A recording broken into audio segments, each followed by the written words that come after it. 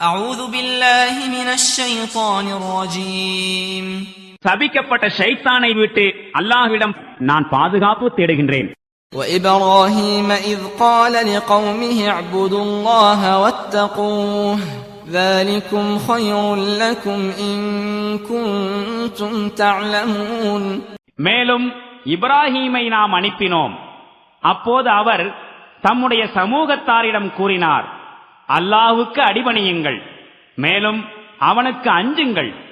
நீங்கள் அறிந்து கொள்வீர்களாயின் இதுவே உங்களுக்கு சிறந்ததாகும்.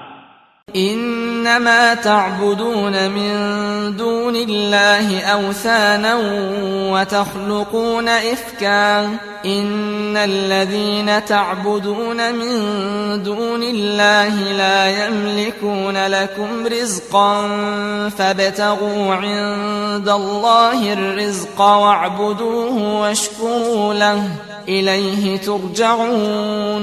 அல்லாஹ்வை விடுத்து நீங்கள் பூஜிப்பவை அனைத்தும் வெறும் சிலைகள்தாம். மேலும் நீங்கள் பொய்யை இட்டுக்கட்டிக் கொண்டிருக்கின்றீர்கள்.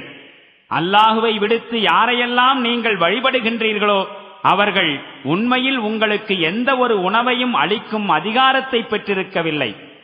உணவை அல்லாஹ்விடமே கேளுங்கள், மேலும் அவனுக்கே அடிபணியுங்கள், மேலும் அவனுக்கு நன்றியும் செலுத்துங்கள்.